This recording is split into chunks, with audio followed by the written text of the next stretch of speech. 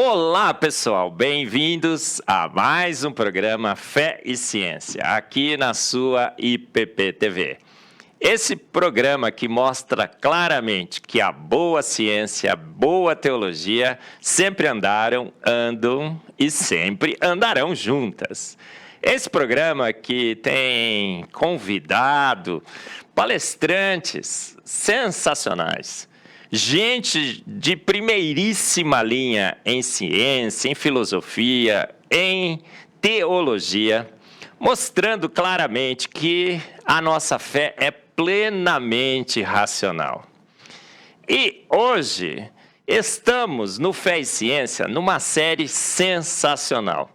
Há alguns dias atrás, no Rio de Janeiro, Hilton Copacabana, aconteceu o 3º Congresso Brasileiro de Design Inteligente.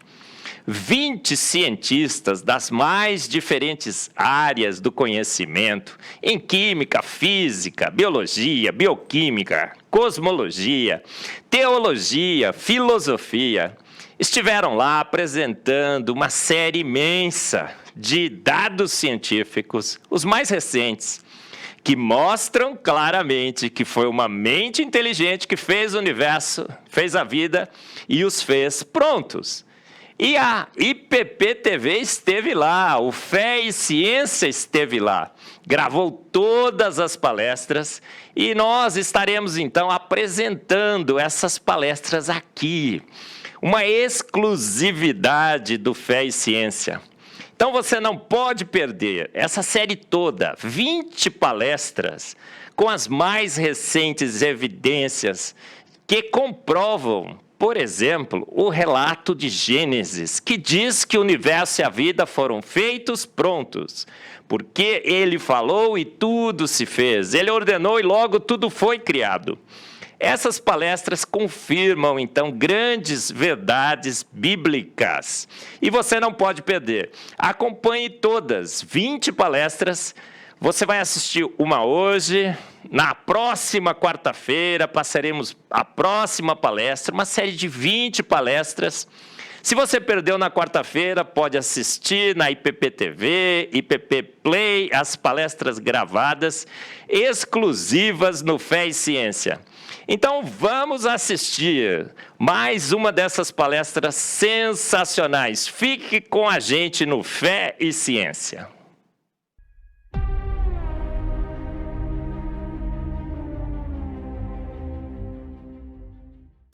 Bom dia a todos. Também agradeço a presença de vocês e gostaria de compartilhar a minha visão inteligentista, né? Relacionada ao Fomos Planejados também, óbvio. E eu quero compartilhar algumas coisas com base na teoria do Michael Behe, o grande doutor Michael Behe, bioquímico, né? Que é baseado na complexidade irredutível, né? É o pilar da TDI que mais me chama, devido à minha área de conhecimento, é a complexidade irredutível. Então, hoje, eu estava falando ontem para a galera, tudo que eu leio, eu consigo, na minha área, né, na imunologia, na cardiologia, na bioquímica, eu vejo complexidade irredutível. E eu anoto lá no livro, no artigo, isso aqui é TDI, isso aqui é TDI. Porque né, é uma coisa impressionante. Então, a minha visão está baseada na complexidade irredutível de Behe. Eu vou fazer algumas apresentações, talvez em 3 partes, antes de entrar exatamente na linha do coração, que é a minha praia, né? Numa introdução um pouco, digamos, filosófica, teórica da coisa, para a gente poder chegar nos finalmente ali. E com base no que a gente vem sofrendo, por exemplo, como uma filosofia ateísta dentro da academia, dentro da escola, de uma maneira geral, desde criança, quando a gente começa a estudar ciências da saúde ou biologia, a gente vem sofrendo esse tipo de imposição, né? E isso vai construindo, ao longo do tempo, um conceito ateísta. E a gente precisa trabalhar também na desconstrução desse modelo de educação, né? Que é um dogma, na verdade, quando você impõe e não aceita o questionamento. Acaba se tornando um dogma. Tá bom? Então, a minha palestra, isso aí, esse título aí, vocês agradeçam o professor Eberlin, né? Falou, vamos fazer uma coisa para impactar, assombrosamente maravilhoso, né? O coração é uma bomba, então vai detonar com o evolucionismo, é isso? Então, a ideia é essa mesmo, né? Então, vamos lá. Esse título aí tem cara de Dr. Eberlin, né? Bom, primeiro vamos colocar os pingos nos is. Eu li essa frase uma vez, né? A ausência da evidência não significa a evidência da ausência. Muita gente conhece do famoso ateu Carl Sagan, né? Mas isso aí é a maior malandragem científica que eu já vi. Porque eles estão se eximindo de não buscar a evidência, porque ela não existe. Então, eles criaram uma desculpa. Né? A desculpa é essa, a ausência da evidência não significa exatamente a evidência da ausência. É uma desculpa que eles criaram. Mas o Olson, né? Maynard Olson, ele escreveu um artigo sobre isso, mostrando que a gente tem que ter, obedecer alguns critérios do método científico, né? Limitar as nossas observações aos assuntos sobre os quais eles estão bem informados. Por exemplo, no TDI aqui a gente tem profissionais, especialistas de diversas áreas, cada um dentro da sua área, bem informado, e a gente aponta essas evidências de acordo com os conhecimentos que nós temos aqui. Eles fazem um esforço de boa fé, obviamente, para a gente poder difundir esse conhecimento e confiar na evidência objetiva. E é o que a gente está fazendo. A gente usa artigos científicos, a gente usa temas, embora sejam teóricos, hipotéticos também, mas nós estamos de acordo com o que os dados mostram, né? É isso. Poxa, a homeopatia não é comprovada, mas o efeito, a causa e o efeito são patentes. Isso é dado. Você não sabe como a coisa acontece no meio, mas o fato acontece. Então, isso é científico, né? Pode ser empírico, a gente chama isso de empirismo, né? Bom, dito isso, a gente vive uma vida pautada e pilhada no naturalismo, mas a fórmula do evolucionismo, ela, que é, né, o naturalismo é baseado no evolucionismo, ninguém vezes nada é igual a tudo. Isso é uma falácia absurda. E mais me impressiona é quando as pessoas começam a acreditar numa coisa absurda dessa. E foi falado aqui pelo Adalto, pelo Célio, pela Mariana e por outros. A gente tem alguma coisa a partir do nada e que se torna tudo. E ninguém explica como, né? Comentei hoje de manhã, numa a entrevista que o Dawkins deu para o Discovery, naquele documentário Expelled. E aí eu não lembro o nome do jornalista. O Brian Stein, isso aí.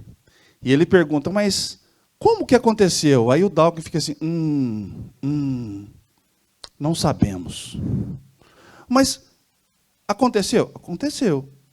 Por um movimento leve, temporário, gradual, aleatório. Mas como? Não sabemos.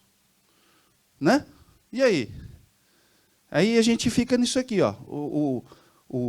Ninguém vezes nada é igual a tudo. E somos pilhados desde criança sobre isso aí.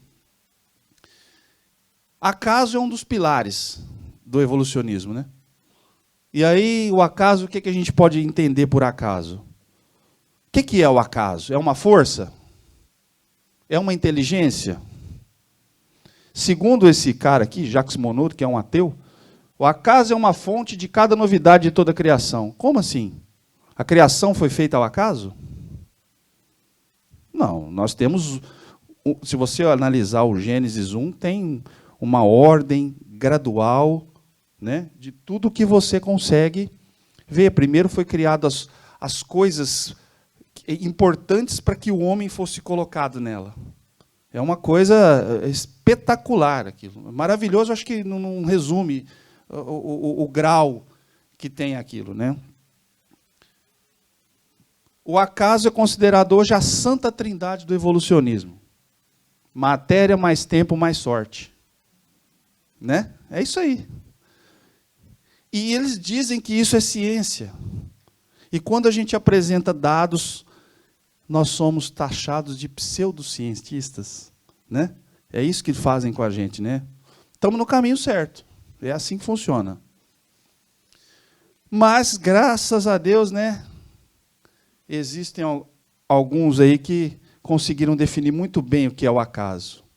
Norman Geisler falou que o acaso não é nada, é aquilo com que as rochas sonham. É maravilhoso isso, né? E é bom a gente dizer que o Norman Geisler é um ex-ateu. Para quem pega a biografia dele, que vocês vão procurar lá, ele é um ex-ateu. E depois nós temos, dentro da questão filosófica, o naturalismo filosófico, foi esse cara aqui que tentou conseguir alguma coisa para explicar o evolucionismo dentro disso, né? Colocando que nós somos tempo, força, ação, espaço e matéria. Mas Gênesis 1 já estava escrito lá, né? No princípio, tempo, criou a ação, Deus a força, ou o designer, a força, e céus, espaço, e a terra, a matéria. Já estava lá. Eles só copiam. Eles não criam, eles copiam, né? E depois vem a trilogia do ateísmo moderno. Na minha visão, esses três são os principais culpados, os principais responsáveis pela trilogia do ateísmo moderno. O Darwin, é um teólogo, né? A gente tem que deixar, tem gente que não sabe disso. A única formação acadêmica do Darwin era teologia. O Marx, um judeu, e o Nietzsche, teólogo. Vocês sabem como o Nietzsche morreu? O Nietzsche morreu doente, deitado num leito, babando, sem falar. Perdeu a fala, perdeu tudo. Como se fosse um louco. Esse foi o fim do Nietzsche. Então, esses três... Por que eu coloco esses três? Tem mais, óbvio, tem mais envolvidos nisso. É porque o ateísmo moderno, ele foi, a partir do livro de Darwin, esse cara e esse cara começaram a difundir as suas filosofias e que chegou no que a gente tem até hoje dentro das ideologias que regem esse tempo. Que é isso aqui, ó. O Darwin escreveu o livro, ele influenciou Nietzsche, influenciou Karl Marx, Engels, e esses, por sua vez, influenciou Freud, por sua vez. Aí surge a escola de Frankfurt, com o marxismo cultural, a teoria crítica, e dali o Gramsci também foi influenciado por Marx, só que o Gramsci é aquele marxista cultural, ele foge um pouco da Revolução Armada, que era proposta por Marx. E daí, então, vem Lenin, Trotsky, e começam a colocar em pauta o comunismo. E a gente sabe que o principal pilar do comunismo é o ateísmo. E, a partir desse ateísmo, a destruição das famílias, do pilar familiar, da crença, e de toda a sociedade, o desconstrutivismo que foi proposto aqui por Derrida, Foucault e Derrida. E aí é onde que a gente tem tudo isso hoje. O nosso mundo está aqui, ó, politicamente correto, feminismo, multiculturalismo, gaysismo, etc. Então, esses três caras são os pilares disso tudo aí. Mas, como diz o Kelso, no meio do caminho tinha uma pedra. E é pedra angular. No meio do caminho tinha uma pedra. Então, quer dizer, como é que você combate um negócio desse aqui? Isso aqui é bioquímica, são reações químicas que ficam o tempo todo nas nossas células. Milhares de reações químicas por milissegundo em todas as nossas células. Isso aqui é um resumo, óbvio. sinalizações intracelulares por proteínas, moléculas, que estão ligadas no funcionamento da célula, e eles vêm dizer que isso aqui aconteceu, mas nunca mostram exatamente como aconteceu, como diz o Dawkins. Como que aconteceu, Dawkins?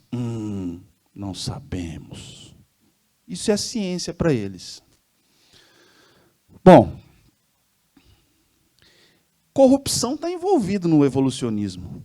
Esse cara aqui, ó, o Thomas Huxley, em 1853, ele fez uma declaração que evolução e ética são incompatíveis. Esse cara era conhecido como Bulldog de Darwin. Ele era o cara que mais brigava por Darwin na época dele. 1853, a gente tem que lembrar que o Darwin já estava escrevendo, estava quase pronto o livro, que na verdade chamava Sobre a Origem das Espécies, e depois os neo-evolucionistas é que tiraram o sobre e colocaram a, para ser um artigo definido, que o sobre te dá, né, a palavra sobre a origem te dá uma margem de interpretação diferente. E o a é um artigo definido, então é a origem, então é uma coisa mais direcionada. Esse cara falou isso, evolução e ética são incompatíveis. A prática do que é eticamente melhor, bondade e virtude, envolve um molde de conduta que, em todos os detalhes, se opõe ao que leva ao sucesso na luta cósmica pela existência. Olha a loucura que esse cara fala. Ou seja, isso aqui é corrupção moral.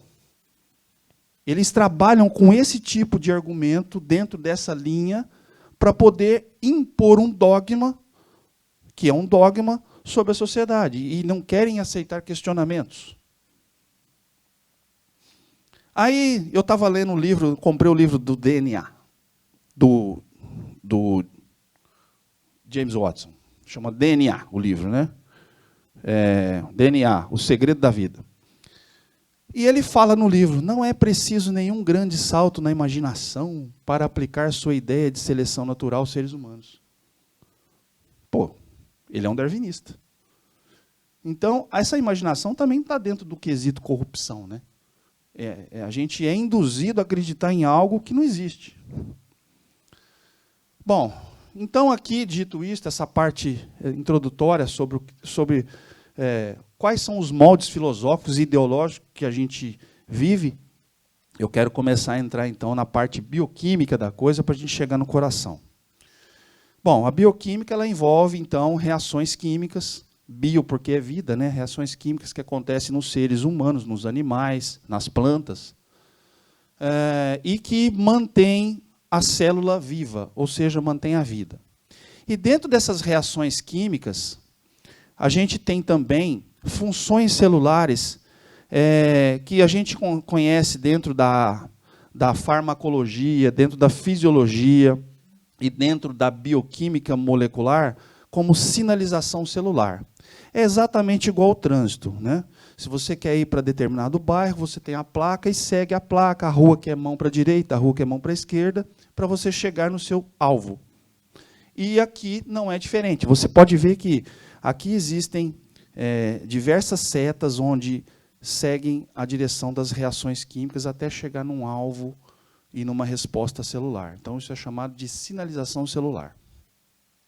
Inclusive, é muito utilizada para produção de medicamentos. Na farmacologia, a gente usa isso, o alvo, para produzir uma medicação, para atingir aquele alvo e o caminho que ela vai seguir até chegar nesse alvo. É aí que a gente trabalha. Bom, e eu sempre olho o sistema biológico humano como um sistema específico. Isso aí ontem foi dito aqui, né, pelo nosso palestrante da imunologia, pelo Adalto, pela Mari. A gente tem linhas de especificidade, não existe acaso no corpo humano. E esse livro aqui, que é um dos livros mais usados hoje na medicina, Tratado de Medicina Interna, do Cécio, esse livro aqui, ele tem tudo de medicina interna. É o mais usado e tem vários volumes. Nele está escrito que a informação contida no genoma é, em essência, funcionalmente sem sentido, se não houver um mecanismo de regulação de sua expressão. Ou seja, nós temos especificidade de todas as reações, de todos as funções. Não é nada ao acaso, aleatório, enfim. E é nessa linha que eu vou trabalhar com vocês a partir de agora, com especificidade, que é também uma das bases da complexidade redutível. Primeiro, nós temos aqui uma membrana celular. Isso aqui é a estrutura, a forma estrutural da membrana celular, uma bicamada de lipídios, né? Uma aqui embaixo e outra aqui em cima. E essa bicamada de lipídios ela é construída com outras proteínas, glicoproteínas, enfim, que permeiam a sua camada e colocam partes dentro da célula e fora da célula. Isso aqui é só um esquema, né, para mostrar como que é a estrutura, isso aqui é ultraestrutura de proteínas ancoradoras de determinadas proteínas que, quando alguém se liga aqui, ela mexe aqui na estrutura, quimicamente falando, mexe na estrutura, existe uma modificação estrutural que dá uma resposta aqui e, assim, sucessivamente, segue a sinalização celular. E essa aqui é uma fotomicrografia de microscopia eletrônica mostrando essa bicamada aqui. Tá? Então, é uma coisa muito espetacular. E isso não é feito ao acaso, porque a membrana celular ela foi feita para separar o que está dentro da célula do que está fora da célula. São ambientes diferentes. Então, o pH intracelular é diferente do pH fora da célula. O líquido que contém dentro da célula, ele tem concentrações de cálcio, sódio, potássio, diferentes do que tem fora da célula. E essa membrana ela é seletiva, não é qualquer coisa que vai passar por ela. Ela seleciona, ou seja, especificidade. Aqui é aquele mapinha, né, que na faculdade, quando a gente dá aula de bioquímica, eles chamam de mapa diabólico. Mas é o mapa metabólico resumido. Ninguém quer ver isso aí, eles chamam de mapa diabólico. Fala, professor, por que eu tenho que saber isso? Isso aqui é a base da vida biológica. A bioquímica é a base. Toda doença ela está implicada em um primeiro evento bioquímico. A lesão da membrana celular é um evento bioquímico. Toda doença, o câncer, o infarto do miocárdio, qualquer doença que você pensar, o primeiro desajuste é bioquímico. E às vezes é imperceptível, a gente não sente. A gente só vai sentir quando a proporção chega num determinado momento que mexe com todo o funcionamento. Aí é quando a gente tem sintomas, né? Mas os eventos são bioquímicos. E vocês veem que, por mais que pareça uma bagunça isso aqui, são vias metabólicas interligadas. Por exemplo, MAP quinase. MAP é uma proteína mitógeno ativadora. Ela mexe com a mitose das células, ou com progressão para um câncer, por exemplo, ou não, ou até a evitar que um câncer venha a existir na regulação dessa proteína. Ela interfere na sinalização do DNA, para o DNA expressar ou não determinado gene para sintetizar uma proteína. Ela é interligada com outros processos ligados, por exemplo, essa proteína ROG1. E essa ROG1 também vai para o núcleo, que é um fator nuclear. Olha, então, são coisas integradas dentro da expressão gênica, dentro do metabolismo de fosforilação, dentro da cadeia glicólise, que é uma coisa básica, né, na bioquímica. Todo profissional de saúde estuda glicólise, como que é a degradação da glicose até ela gerar energia, ATP. Então, isso tudo aqui é um processo coordenado, por mais que pareça bagunçado, né, diabólico, é um processo coordenado. E isso não é uma casa, é um sistema altamente especializado.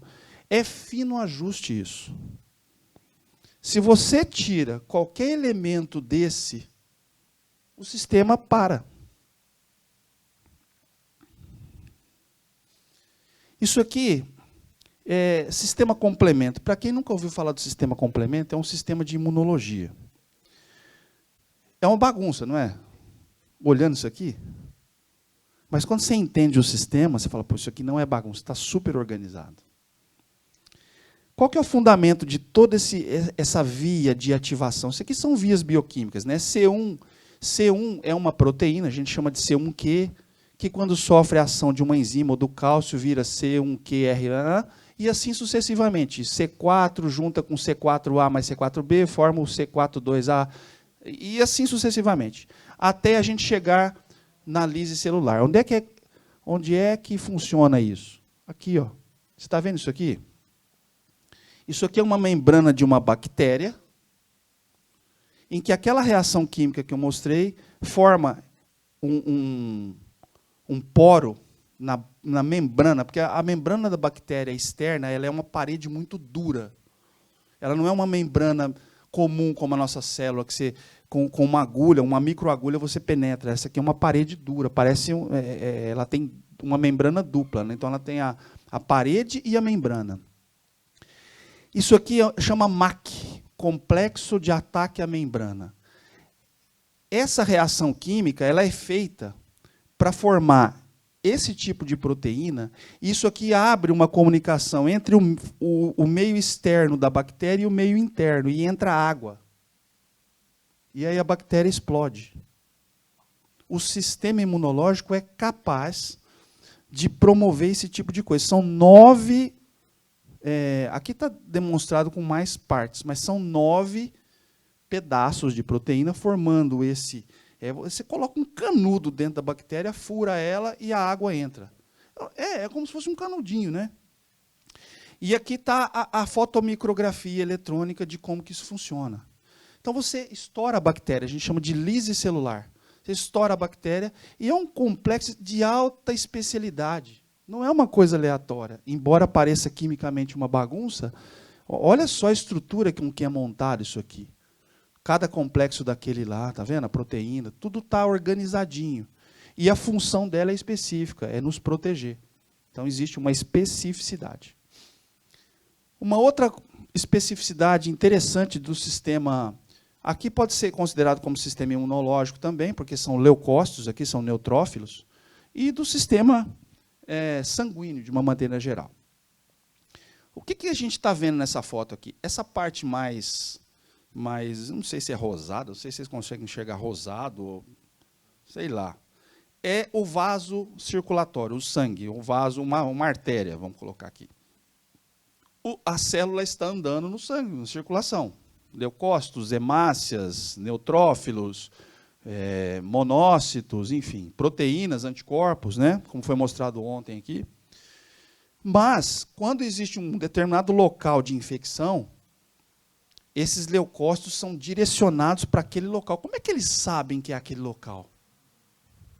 A célula não pensa, não tem cérebro. Como é que eles sabem?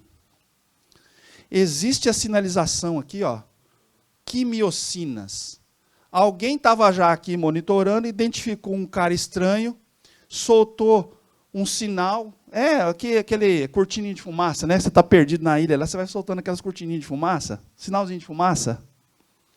E esse sinalzinho cai na circulação, o cara está passando aqui, ele identifica, já tem as proteínas das células da parede do vaso, que ligam certinho com as proteínas da célula e direcionam ela para ultrapassar essa parede do vaso, sair da circulação e ir para o tecido.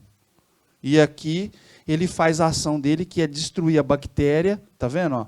As bactérias aqui dentro fez a fagocitose, e ela processa essas bactérias e, depois de processada, ela joga uma informação de novo na circulação, as citocinas e tal, são citocinas inflamatórias, de forma que ela vai sinalizar para outras células da circulação que ali está acontecendo um processo inflamatório para recrutar um exército maior. Agora não é só de neutrófilos, aí vem linfócitos T, linfócitos B. Tem umas células que são as células matadoras naturais, né? Chama natural killer, ou células NK. Essas células, se você olhar para o ponto de vista cristão, é como se fosse a morte de Cristo, né? O significado. Ela vem, identifica, ela produz enzimas e se autodestrói. Ela entra numa morte celular programada, se autodestrói para destruir tudo que está de infecção aqui ao redor dela. Por isso que ela é chamada natural killer. Morte natural, ela é uma matadora natural. É um homem-bomba, vai. Kamikaze. Isso, kamikaze. Falou ontem, o Daniel falou, né? Kamikaze, isso aí. O Davi. E ela faz esse tipo de trabalho justamente para poder resolver o problema da infecção. Isso é um sistema altamente especializado, isso não é aleatório, né? Isso aqui é aquele leucócito ultrapassando a circulação, ele se estica todo, ó, olha a sinalização aqui, entre a parede da célula do vaso e a célula do sangue, o leucócito. Sinaliza, ele vai entrando certinho. Isso aqui é especialidade. Isso aqui é um sistema de direção, é complexidade irredutível. Isso aqui, se você tirar essa proteína daqui, ou mudar o aminoácido que compõe ela, o sistema para, ele não funciona. É complexidade irredutível.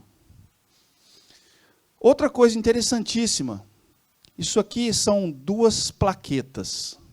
Plaqueta está envolvido no quê? Quando você faz um cortezinho na coagulação do sangue, né? Hemostasia.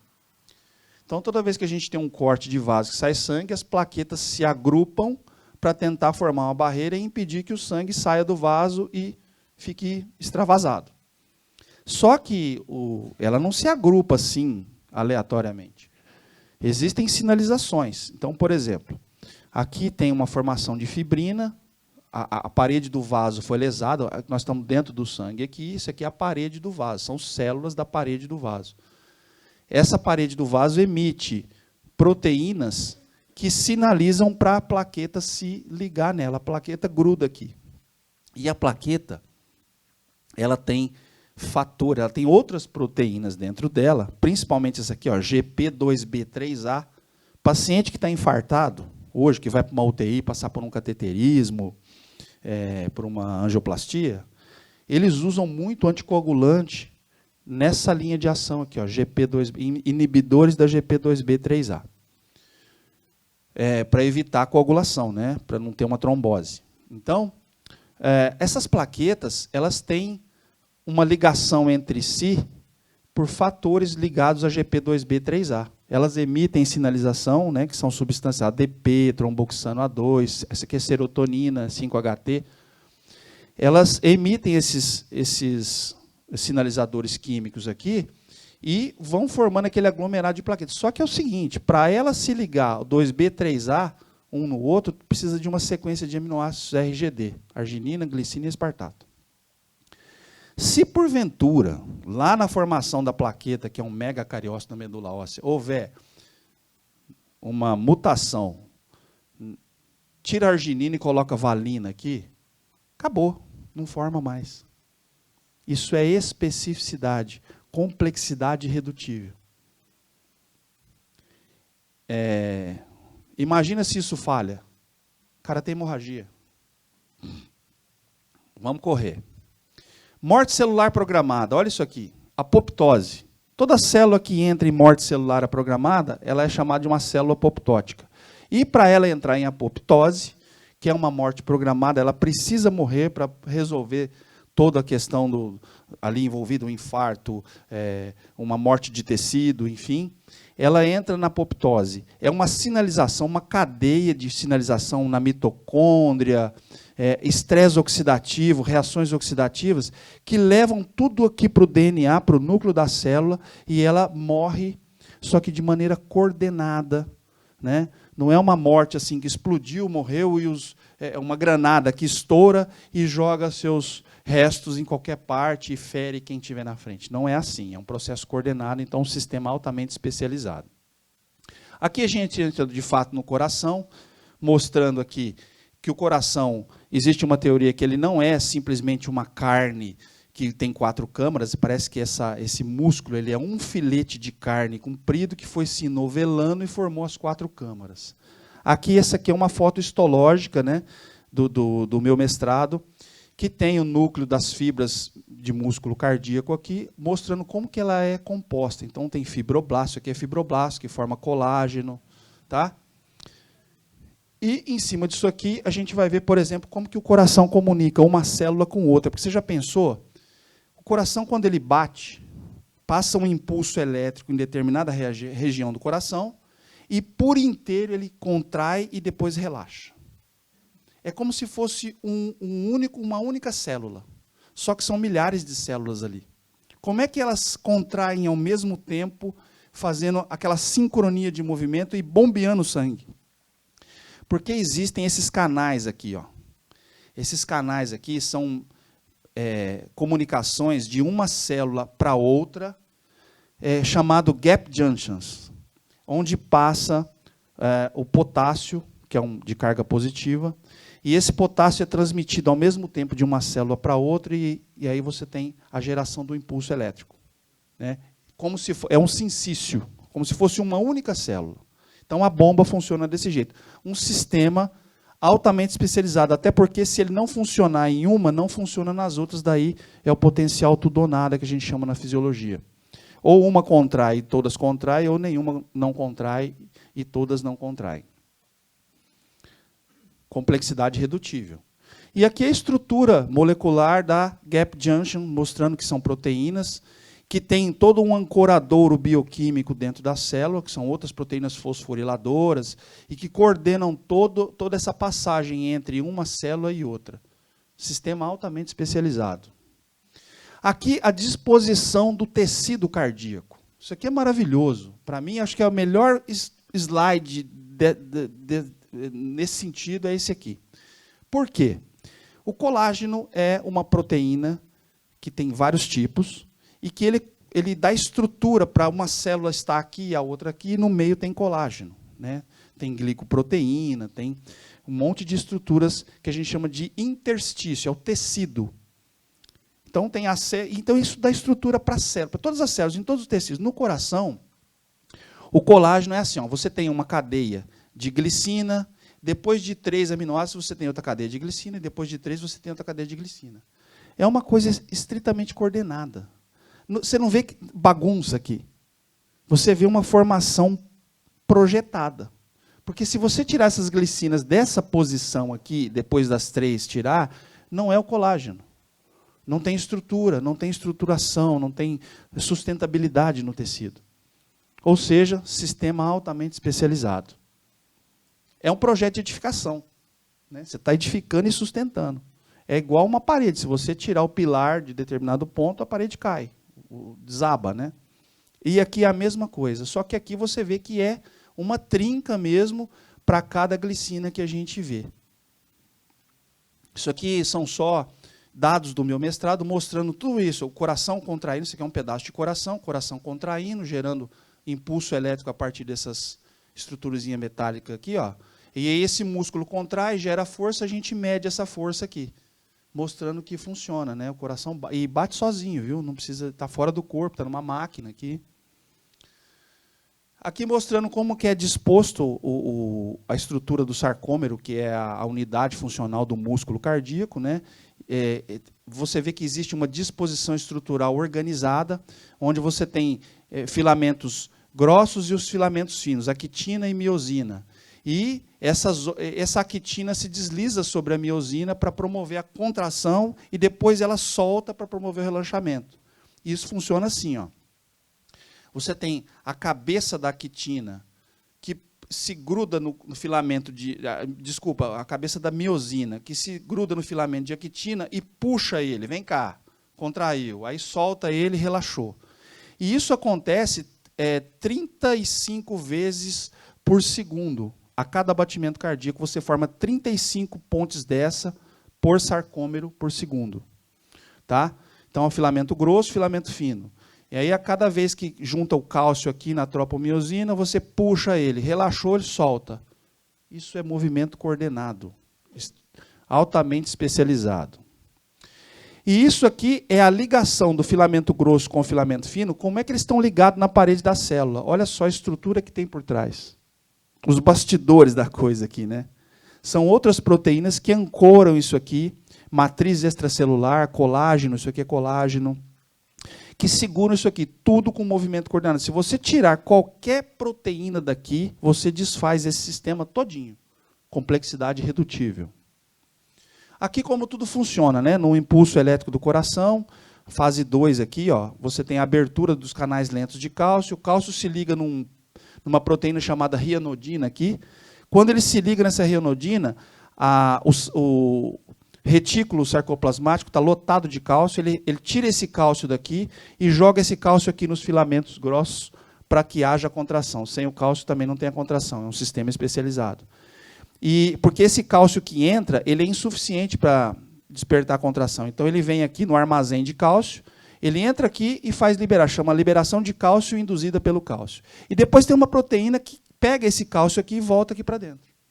Isso é especializado ou é aleatório? A cada batimento isso acontece. Isso aqui é a estrutura de uma proteína chamada receptor adrenérgico. Toda adrenalina e noradrenalina que nós temos, ela se liga em vasos e coração, músculo cardíaco. Só que ela se liga num receptor, tem que ter uma proteína receptora. A estrutura do receptor adrenérgico é uma estrutura estritamente montada com pontos de ligações químicas, conforme se é a noradrenalina ou a adrenalina, ou se é um medicamento como, por exemplo, propranolol, atenolol, quem toma para pressão arterial aí, que se liga também nesse receptor.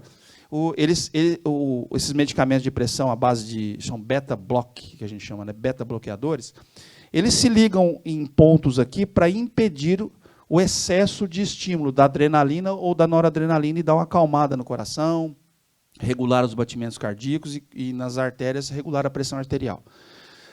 Esses pontos específicos aqui são pontos de ligação. Se você mudar um aminoácido, aqui ó, uma ponte de sulfeto aqui, se você mudar essa ponte de sulfeto aqui, ele para de funcionar. Não funciona, isso é complexidade irredutível, que eu chamo de complexidade irredutível de Birre, né? Porque ele é o cara da... Então, você vê que vê proteínas de glicosilação, então tem sítios de glicosilação aqui. Aqui tem ó, os sítios de glicosilação, que quando se liga alguma proteína aqui, ou alguma enzima, faz o sistema parar de funcionar. Então, tudo é coordenado, é um sistema altamente especializado.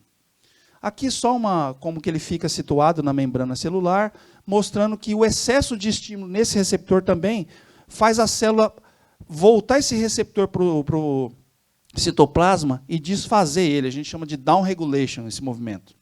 Você tira o excesso de receptor que está na membrana para tirar o excesso de estímulo. Numa insuficiência cardíaca isso acontece muito.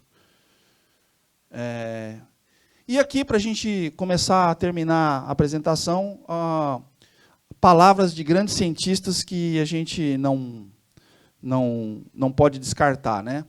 Esse cientista aqui, professor de farmacologia da Universidade de Illinois, diz que o darwinismo teve influência perniciosa sobre inúmeras disciplinas científicas, inclusive genética, biologia e classificação em biologia. Este outro aqui, inclusive, esse aqui foi a epígrafe da minha tese. Coloquei essa frase.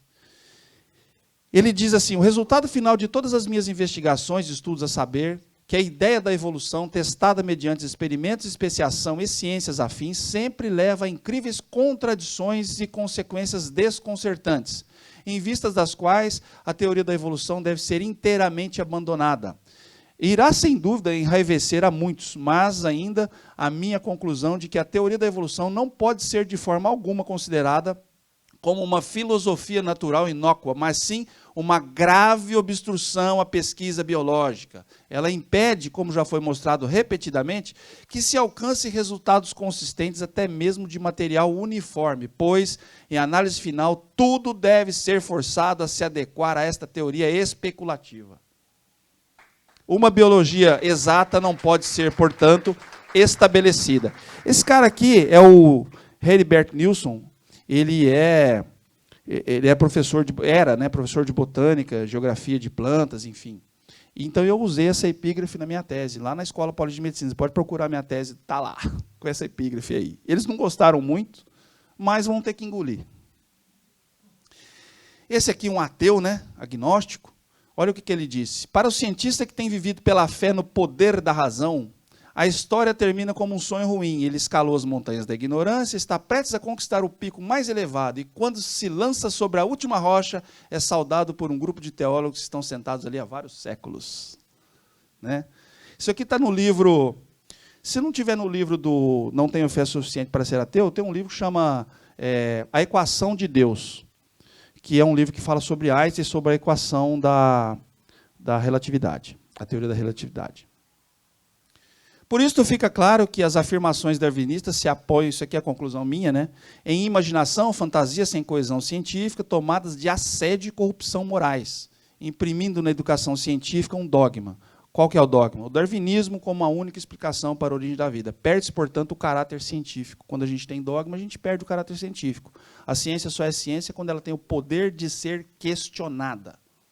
Ponto. Não tem mais conversa.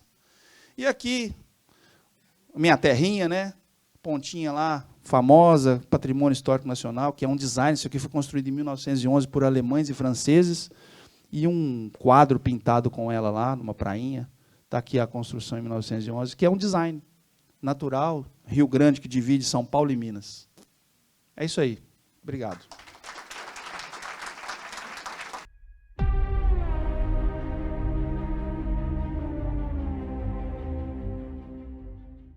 Bom, e esse sala de entrevista para lá de especial, né? Professor Marcos Eberlin, nosso apresentador do Fé e Ciência, presidente da Sociedade Brasileira de Design Inteligente, para a gente bater um papo sobre o evento que aconteceu aqui no Rio de Janeiro, para a gente fazer uma avaliação de tudo que aconteceu aqui no Rio. Professor, que bom que a IPP-TV pôde estar presente também, registrando tudo, quer dizer, foram momentos muito importantes, a gente pode dizer, para a ciência, né? E para o TDI no Brasil. Sem dúvida, querido, é um privilégio imenso ter vocês aqui. A IPP-TV, mais uma vez, aí sendo pioneira também, né? Na divulgação do design inteligente no Brasil, uma teoria fantástica, incrível, uma teoria que mostra a racionalidade da nossa fé. Uma teoria que diz claramente que uma mente inteligente fez o universo, fez a vida e os fez pronto. É tudo pronto. E a gente lê lá em Salmos 33:9, ele falou e tudo se fez, ele ordenou e logo tudo foi criado. É uma teoria científica que, através da química, da física, da cosmologia, observar o universo, observar a vida, os processos bioquímicos, o que observamos em todas essas maravilhas da natureza? Sinais claros, assinaturas claras de um grande Deus, os seus atributos invisíveis, seu eterno poder, aquela combinação perfeita entre boa ciência, boa teologia e boa filosofia que a gente tem mostrado nas entrevistas do Fé e Ciência. E todo mundo que vem aqui fica maravilhado com as grandes descobertas científicas que confirmam a verdade da fé cristã. É verdade. A gente pode fazer uma avaliação muito positiva desse evento. A gente viu um crescimento, né, em relação aos eventos anteriores e já um planejamento para novos eventos e para eventos em outros estados, enfim, pelo Brasil afora e até outros países do mundo, né? Querido, o monopólio do ensino, da ciência, era a sala de aula. Sim. As universidades, muito restrito. Hoje não. Estamos no mundo.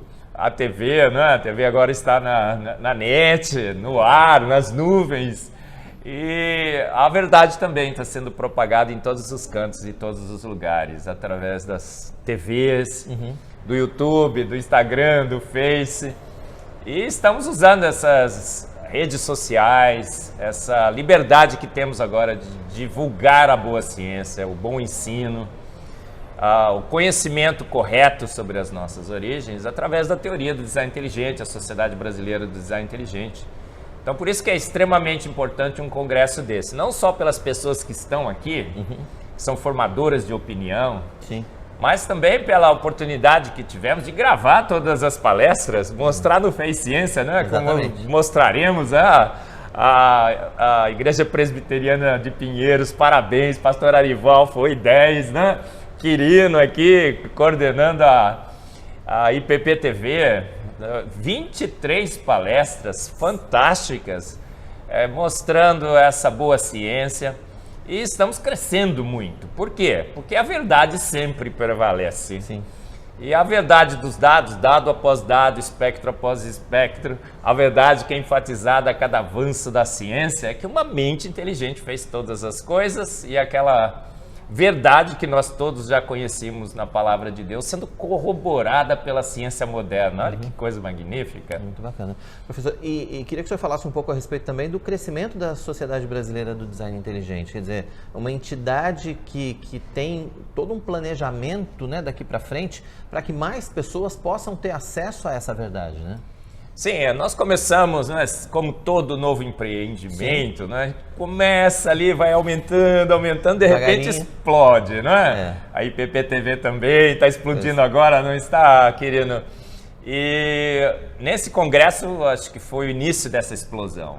Nós temos agora um grupo, o primeiro contratado da Sociedade Brasileira do Design Inteligente, o Carlos, né, um craque também em mídias, na internet, YouTube, Instagram. E tivemos também um conjunto muito grande de patrocinadores. Então, chamando aí todo mundo, olha, se você tem uma empresa, um empresário, um comerciante, quer patrocinar a verdade das nossas origens, vem com a gente. E esse patrocínio, esse engajamento de tantas pessoas tem aumentado bastante. Então, o plano é estar nas redes sociais, na internet, no YouTube, no Instagram. Congressos pelo Brasil e pelo mundo. Estamos exportando o design inteligente brasileiro. Bacana. Teremos um congresso em Moçambique, em Orlando. Faculdades já falaram assim, vem, traz aqui para cá. Faculdades brasileiras, universidades brasileiras. Igrejas, sim, a verdade precisa ser propagada em todos os cantos, todos os lugares. Então, se você está nos ouvindo, quer patrocinar a sociedade, vem com a gente. No momento certo. Quer organizar um encontro na sua cidade, na sua igreja, na sua faculdade, na sua universidade, no seu país, né? Estamos indo também para Moçambique, Estados Unidos. Há um conjunto de craques. Você tem entrevistado alguns aqui, acompanhado as entrevistas, são químicos, físicos, cosmólogos, físico-químicos, biólogos, teólogos, craques, gente realmente especializada, anunciando a verdade sobre as nossas origens. É uma barreira que precisa ser quebrada e que, com certeza, as redes sociais e as novas mídias vão ajudar a quebrar essa barreira institucional, né? A gente pode dizer, e apresentar a teoria do design inteligente diante da teoria da evolução. É um desafio que passa e que pode ser quebrado através desse trabalho da TDI, né, professor? Sim, querido, infelizmente a ciência em 1859 abandonou a boa ciência, aquela ciência da discussão, do debate, do ponto, do contraponto. Sim. Olha, eu tenho essa ideia, eu tenho essa hipótese. Quem pode derrubá-la? É assim que tem que ser feito em ciência. As teorias, as hipóteses precisam ser falseáveis, né? O Juan falou aqui pela manhã. Mas não, hoje há um dogma sagrado na academia. Darwin é absoluto, evoluímos lenta, gradual e sucessivamente. O Big Bang formou o universo. E esse dogma permeou não só a academia, permeou a igreja, querido. Muitos entre nós acham que isso é uma verdade absoluta. O evolucionismo teísta entrou nas nossas igrejas e tudo mais, convenceu a todos. E isso se tornou então um dogma sagrado, intocável. Darwin é intocável. Mas não é assim que se faz boa ciência. Boa ciência se faz com ponto e com contraponto. E esse contraponto está sendo oferecido hoje pela teoria do design inteligente. A gente vem falar, não evoluímos lenta, gradual e sucessivamente. Fomos feitos prontos. Há milhões e milhões de anos, parece que temos também evidências de que o planeta é jovem, a Terra é jovem, a vida é jovem na Terra. Olha que bom embate. Que discussão. Quer um assunto mais interessante que esse? Eu não conheço. O problema é que não está havendo espaço para discussão. É isso? Olha, esse espaço nas universidades, muitas universidades não existe. Às vezes eu sou convidado, não é? Tem que ser meio disfarçado. De repente eu estou lá, eles descobrem, vão lá, tentam cancelar, não é? É complicado. Mas, como eu falei para você, não é mais o único ponto de discussão, as universidades, as faculdades e as escolas. Ganhou o mundo. A gente pode discutir aqui, sentado, né? Sim. Transmitindo ao vivo hoje. Você liga no Instagram, no Facebook, no YouTube, no StreamYard aí, de qualquer, né? Um programa para você jogar isso para o ar, para todo mundo assistir. E essa grande democratização do conhecimento e do saber que as mídias sociais trouxeram. A IPP-TV, né, está nascendo nesse novo ambiente, e o design inteligente está crescendo nesse novo ambiente. Aquele monopólio do conhecimento e da razão, que poderia ser cerceado, não pode mais. A verdade está sendo disseminada por todos os cantos e todos os lugares. Não há mais como limitar, né, professor? Não. Queria que o senhor falasse para a gente, já partir para o encerramento aqui, quais são os planos daqui para frente, então, da Sociedade Brasileira de Design Inteligente? Os planos são bastante ousados. Assim que é bom, né, né? querido? Muita coisa para fazer. Queremos organizar congressos, seminários. Nós temos lá uma Liga do Design Inteligente, toda quinta, 5 horas, né? 5. Programas na TV, programas na internet, livros, muitos livros sendo publicados. A gente tem a Coval Press. Vamos fazer também, deixa eu conversar com o pastor Arival, e uma sociedade com a Ezion, claro. Temos que fazer também, ele está sempre me cobrando disso, né? E usar todos os bens e todos os recursos para propagar a verdade sobre as nossas origens. Queridos, se somos amebas evoluídas, se o universo foi formado numa grande explosão e o seu destino final é a aniquilação, a sociedade se moldará com esse paradigma. E aí essa loucura geral que a gente vê por aí. Exatamente o resultado. Não temos valores, não temos princípios, a gente vai ser extinto mesmo, né? Para que se preocupar? É verdade. Mas se fomos formados por design inteligente, um ser consciente nos formou com propósito, com intenção, e se nos convencermos dessa verdade, se a sociedade se convencer dessa verdade, a sociedade mudará. E a gente estava falando aqui, a gente já está cheio daquela outra impressão.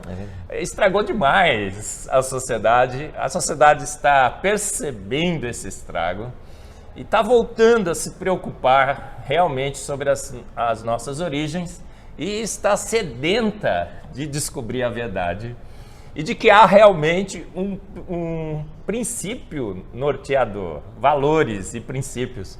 Então, por isso que o design inteligente cresce também, porque a gente chegou no fundo do poço. Acho que não dá para ir mais fundo.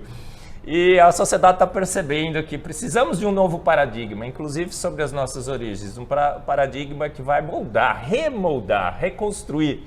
É a ressurreição da verdade, como nós ouvimos aqui, do design inteligente. É uma oportunidade única também de recuperarmos os valores da nossa sociedade. Muito bacana. Professor, obrigado pelo seu tempo com a gente aqui. Eu sei que está corrido por causa do evento. Parabéns pelo evento e que Deus continue abençoando, né, essa obra, esse trabalho de divulgação, como o senhor disse, de propagação da verdade das nossas origens com provas científicas. Parabéns à IPP-TV, ao querido pastor Arival, a Igreja Presbiteriana de Pinheiros, que está aqui apoiando com muita coragem, porque precisa de um pouco também, né? Também. Muitas vezes, a esse evento magnífico. Muito bom. Tá bom? Tá bom. Obrigado, professor. Até a próxima.